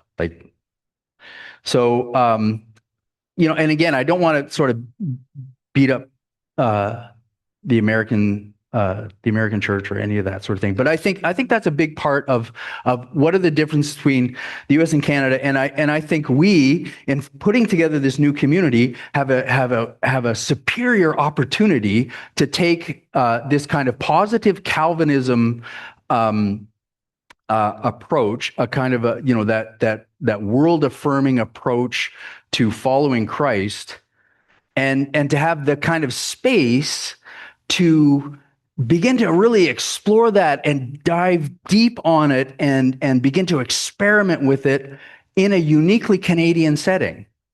Right? I think there's been some room for that in a binational church, but it always there's a sense in which the rubber really hits the road, at a gathering where 1/4 of the votes are Canadian, right? But when we get a whole bunch of Canadians in the room, and I think Ari Vanique, the Canadian Council years ago, were really pioneers of that, to say, okay, let's look at Canada. Let's say this is the legacy we have. How do we live into it? Chong's speech Saturday morning at the Kitchener Summit. If you haven't seen it, watch it and get excited with him for what could be. Yep. I'm just going to interject. That is your time. That's good. Thank you. Thank you. And in response also to that question, if you haven't read Blessed Are the Undone, that is a very excellent way of even understanding our current Canadian context, especially around the sacred part of Canada. Yeah, Yep. the church context for sure. So we are going to have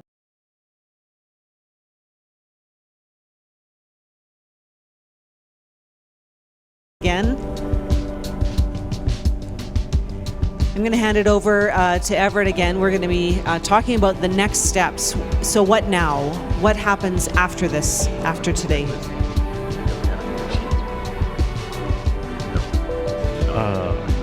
Yep. Need to go get something? I'll just wing it. So next steps. That has also been a fairly common question. There's a sense in which, hey, we're excited about what we're hearing. What's coming next? So from our side of things, as on one level, saying, we are looking to. We've done some Zoom events in the past, around themes, etc. We're going to host some probably Zoom-based invitational events, looking toward how do we get involved as a church? What can we do to participate? And so we're going to talk again. I think, are you going to talk again about Catalyst Church and observer churches? So you'll see some informational stuff about that.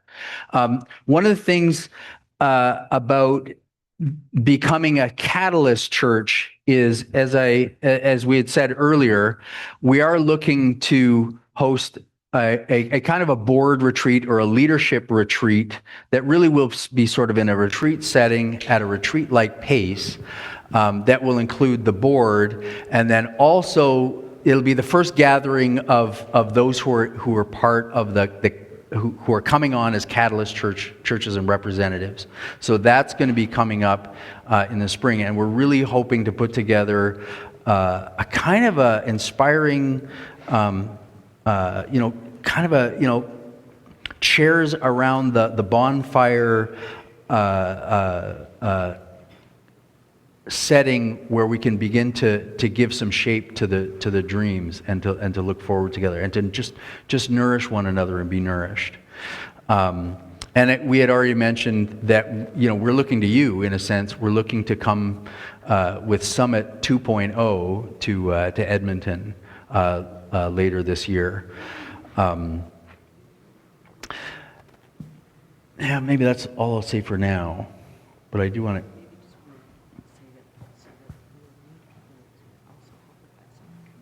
Yeah. So one of the things that we sort of anticipated but under-anticipated when we did the summit in Kitchener is the amount of work that it is to put together a summit.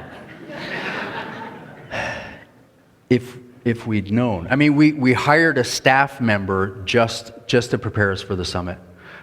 It's a significant amount of work. It was very enjoyable. I think that's the first connection that I had with you through this whole thing, was the summit planning process.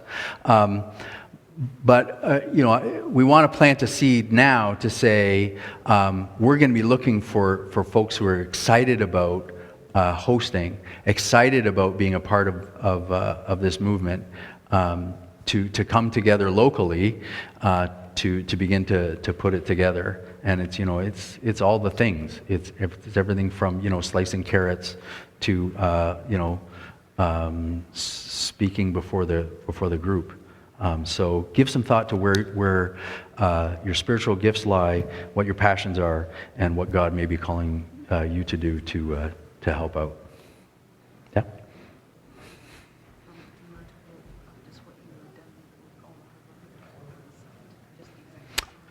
Oh yeah. So at the summit, of course, we have these draft working documents that again have been circulated. What you may not be aware of is that those are the final reports of the committees, but there's some pages of work that's sort of rougher work that's still in the background. All of that is compiled, and we have a strong sense that we need to be good stewards of that work that was done. And so we don't want those documents to sit sort of static, waiting for the fall. And so there's work that we're going to be doing to really look over those documents and to say, okay, what can we glean now? Where are there contradictions? It's sort of to compose a bit of an overall, to take an overall view of it, to begin to shape it towards something that is, it sort of brings the ball further down the field, so to speak. So we don't want it to be static. We are going to continue to work with that, and to, not quite sure what that's going to look like, but certainly if you say, I would like to. I have an interest in that. Kind of let us know. Again, I don't know how that could work, but there may be opportunities to interact with that material with a view to kind of giving it legs in the future. Is that fair? And I think part of that, thanks Everett, part of that too is trying to figure out the balance between moving ahead, leading, and following. Because there's a strong sense, a foundational sense, of the local church council as having the strength and the power and the autonomy. I don't know, there's not really good words in my mind right now. But instead of having this reorganization or this editing or the stewarding of the 16-pager by the board, it needs also to be by the church councils that would be part of this organization. So it's that struggle, honestly, that we're playing with and trying to find out a good, honest, sincere answer to. Which brings me to these two papers. These are the forms, we have forms, to become either a catalyst church or an observer church. And if you're thinking one way or the other of it, or if you've already made the decision and haven't been handed the form in yet, because you couldn't because I have it all in my hands, it would be well for you to do that, because then you as a Catalyst Church, a delegate of the Catalyst Church, or first of all, will be part of the next iteration of the whole process. The Catalyst Church, again, allow me to remind you, is a church that makes a public commitment, a public recognition that, the Towards Canada Board and so forth says, yes, this is the church first CRC of Upper Ipswich or whatever, is a Catalyst Church in this organization. And there's a council member that is part of the governance, whatever that's going to be, and the representation, whatever that's going to be, on the board. And or delegated member, doesn't have to be a council member. Yeah, thanks, right. And financial partnership, because, nothing in life is free. Grace is free. That's why I'm not a pastor. Yeah. I'm done. As well as ongoing collaboration. So we're looking forward to that. There's also then the second, also on the sheet that you received, which if you wish to be an official observer church, then please fill one of these in. You can get it to you. I can get it to you when we're done here. hand that in, and be in a special connection with what's going on. But in order for us to move ahead well, this has to happen.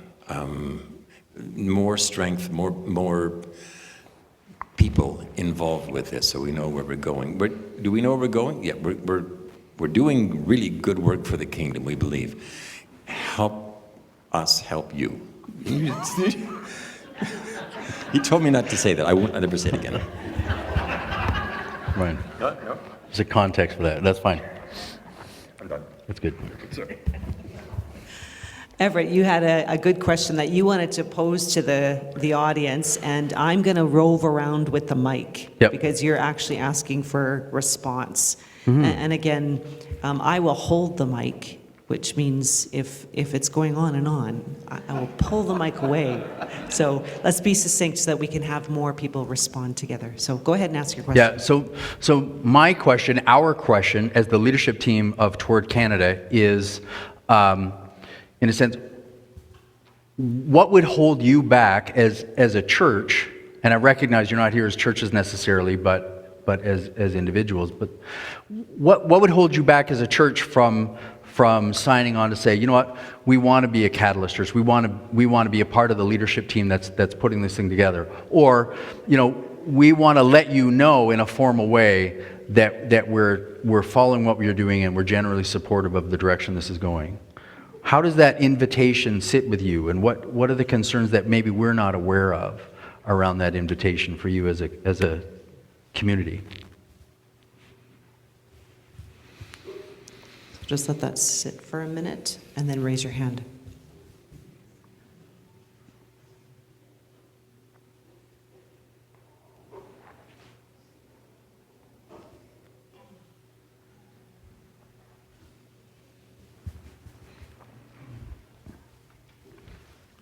What holds us back is we have to have a vote at our congregation. And a number of people are here have already said, yeah, we should be doing this. And I think the fear of our council has been so far that we were stretched too thin to maybe do this, but we might have other people say, what? We're not stretched too thin. So it's a vote, and it would happen soon. Okay. And I got to say, for myself, I get the stretched thin bit. I actually have a full-time job. This is not my job. I'm a pastor of a good-sized, healthy church, but I would say that doing this work, being here to meeting you and talking together, gives me an energy. Because there's a sense in which it's like it's like Joshua or Caleb, right? I've been checking out the promised land. Trust me, we want to do this. So there's an energy that I have found in doing this work, because it's in a season that's been hard. This is hopeful. Oh yeah. All right, someone else.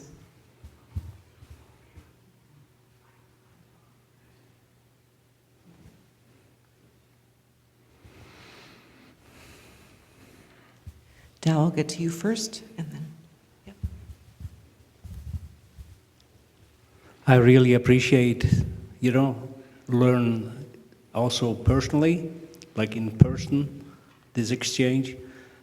The question for me is, often the spirit moves, people are very enthusiastic, and then it becomes kind of codified, and instead of a framework or a skeleton that carries the new work, it becomes a cage that we can't escape from, which is kind of the way I see, where we were.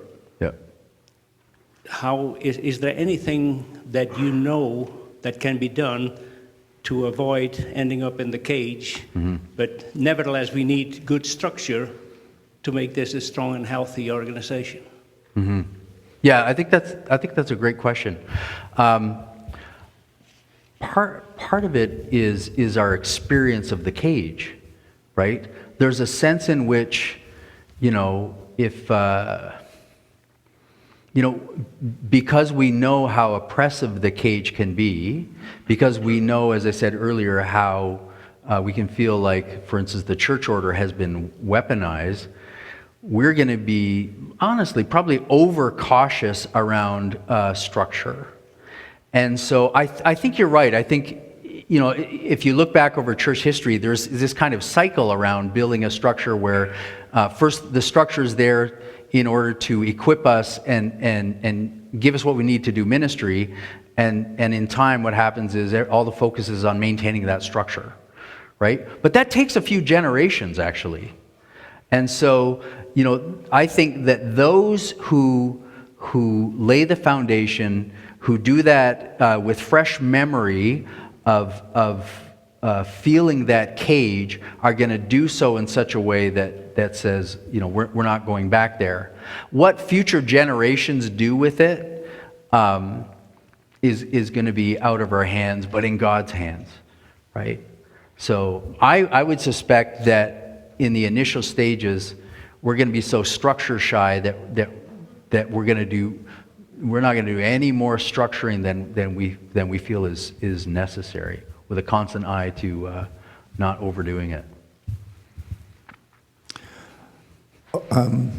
Obviously, the catalyst for these discussions is the whole HSR report, and I'm curious to know what you think. If that report had not been accepted by Synod and taken the status that it has, would we be having these discussions? Speaking for myself, I think we would. I think I would. For me, a significant sort of catalyzing moment around this was Darren Rohrder's departure from the role of Canadian Ministries Director, and realizing that Ray Elgersma had departed the role in an unhappy way. Bill Veenstra departed the role in an unhappy way. Bruce Adama departed that same role in an unhappy way. 4 out of 4. And in my conversations with each of them in different ways, it came back, a huge part of it was the binational relationship, right? And its lopsidedness. And so I got part of, I mentioned that, John's It's Time essay got me, it's kind of like, yeah, man, it is time. And it was really rooted in sort of a dysfunctional binational relationship. So that said, I'm not, I have my own frustrations with the HSR and the way that it has come to expression. And I think there's the HSR and the way that's been handled has been been a huge part of why people are getting on board. I don't have a problem with the binational thing, but this HSR, it's got to go. In my estimation, the spirit of the HSR, parts of the spirit of the HSR, and particularly the way that it was adopted and how it has been enforced, is an example of the bigger problem, which is a growing cultural divide between sort of a U.S.-based understanding of what does it mean to be the church versus a Canadian understanding of what does it mean to be the church. So that's, in a sense, the foundational matter, but sort of the spark. The example of how that came to expression was the HSR. Now, not everybody agrees with me on that, but that's how I see it. Yeah.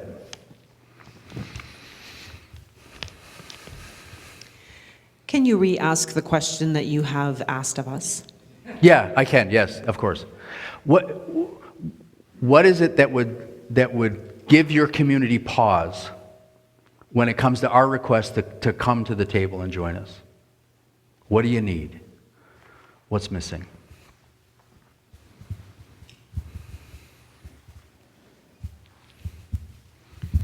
One is, how much money is it going to cost?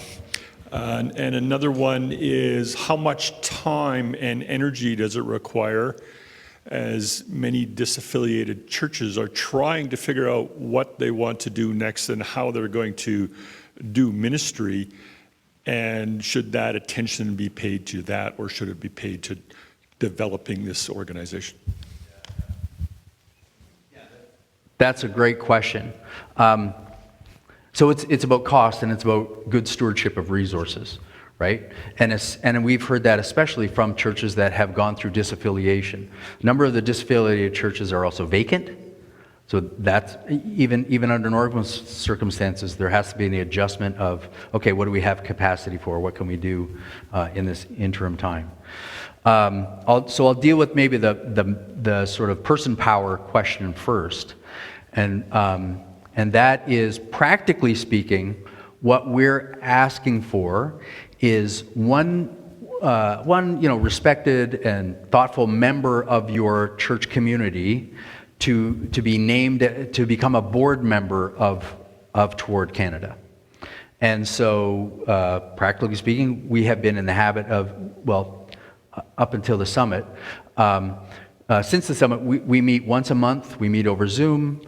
People get assignments, the typical kind of board stuff, right? And assignments are made as people say, I can be a part of this and I can't. Though it's likely to happen, I think, is that as if a person is named as so and so is the is on a board representing, or a delegate of such and such church, there's probably people in your classis or region that are going to say, that person's a part of the board, so I'm going to reach out to them to ask some questions.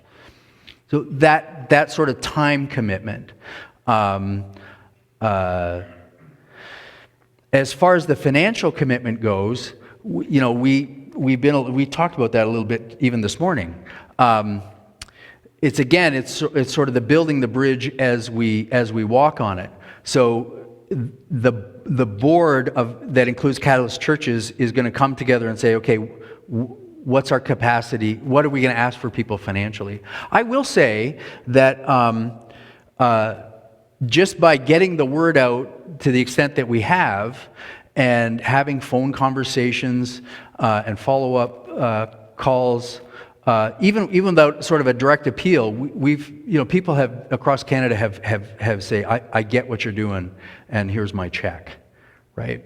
So the financial piece it's been simply, I don't think we've received any church offerings, have we? No, I don't think, not yet, and we haven't needed to, just because people say, I see what you're doing and I want to be a part of that. So that's going to be worked out. And there's been discussion about, we've had kind of a ministry share per member approach. There's talk about a flat fee maybe, or maybe it's a percentage of your annual budget. All of those sorts of options. But again, it's the people who come to the table that'll make the decision. Yeah. The costs are not high. The costs are not high. Peter's just generous with his time, and yeah. No, we don't have huge costs right now. Yeah, right now we don't have huge. We're covering the costs that we do have extremely well, and the costs for the summit we're covered. So it's not as though we're asking for $50,000. We could, but it's not desperate at all. Yeah, we're recording, right? Okay, never mind. I'm not going to say it then. Talk to me after what I was going to say. There's two. One. Okay. Yeah, sure. I think I forget your question, but that's okay. What I wonder about is, and I appreciate, Everett, that you've referred lots of times to people being at the table and coming to the table. And so what I would love to see at the table would be, so for example, here in the Edmonton area, there are a lot of King's grads who are involved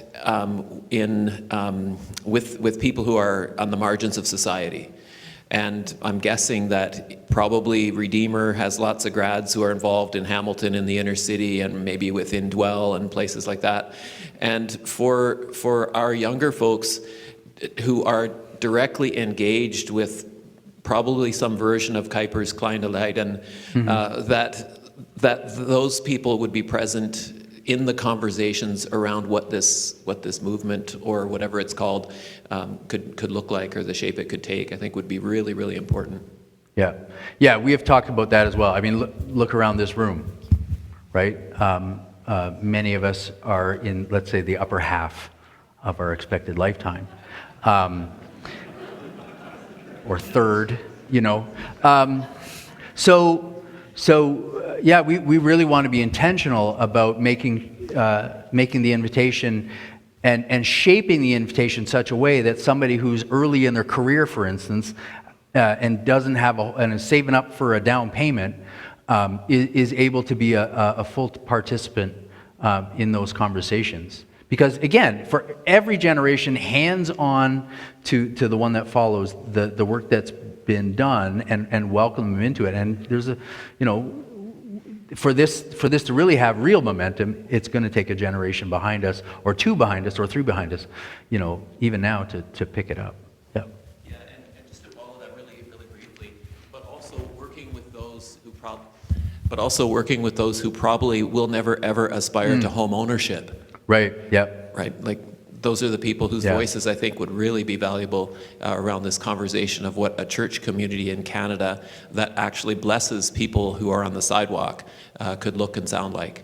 Yeah, and I would say that's one of that concern coming to active ministry expression seems to be one of the hallmarks of the churches that are saying we want to be a part of this, right?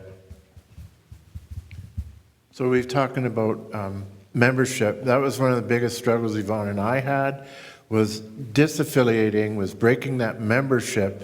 And I remember having a conversation with my brother-in-law, our nephew-in-law, Norm Senema in Ontario, and he was saying maybe partnership, that we're partnering with the organization, that we're partnering with a church association would be better, because membership has a lot of things about dues and about responsibilities, but partnership is I'm committing to this, and it makes more sense than a membership. Yep. Yeah, a lot. It's one of the interesting things about this work is that what words mean, right? And how, like, for instance, I had a conversation with one of you earlier about, will the word reformed be in this new community? Well, there's strong feelings, about that as well. Again, kind of like denomination for some people.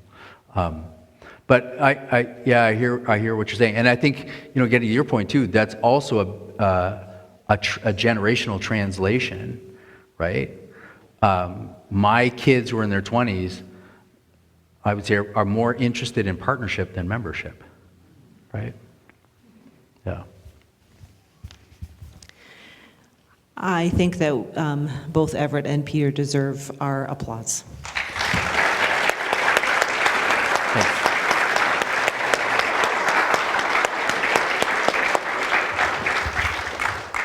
Thank you so much for your time, for your work, for the service that you're giving to so many, for the hope that we hear as well, and then the hopefulness we have leaving here as well. At least I hope for everybody else. Gotta say that meetings like this are so inspiring, because when I look, it's not as though, we're all in exactly the same mind, but the vibe here is fabulous. It's just I'm done. Never leave this board, Peter. Never. We've been given a lot to chew on. This has been a pretty packed afternoon. There's lots of good info for us to process, and we as the board of Toward Canada pray that you will go back to your communities with much to share and with some new questions to wonder about together, and maybe even be a bit more hopeful of God's good and sure future for all of us. So as we go out to talk and to wonder and to dream, we make our plans for God's glory. And we're sustained by prayer, by deep connection to our great God, because He is faithful to us. And His steadfast love will bring us out of all that holds us captive and into the newness that He knows is His good will. Filled with the Spirit of God, then, anticipate freedom, some freshness, and some joy ahead. I'm going to read this from William Seymour. He wrote this in 1882, and it's his take on one of the Psalms. When her sons and daughters from bonds redeeming, God to Zion led the way. We were like to people dreaming, thoughts of bliss too bright to stay. Filled with laughter, we stood gazing, loud our tongues in raptures sang. Quickly, with the news amazing, and all the startled nations rang. See Jehovah's works of glory, mark what love for them he had. Yes, for us. So go tell the story. This was done, and we are glad. Why don't you stand with me, and I'll close our time together with this blessing prayer that comes from one of our brothers around the world, from John Stuart Murray. On the house and on the land, the blessing of God. On the trees and on the pathways, the moving of God. In our talking and our praying, the listening of God. In our troubles and our laughter, the company of God. And on the community and all the guests, the peace and the Spirit of God. Amen. Go in peace, friends. Thanks for being here today.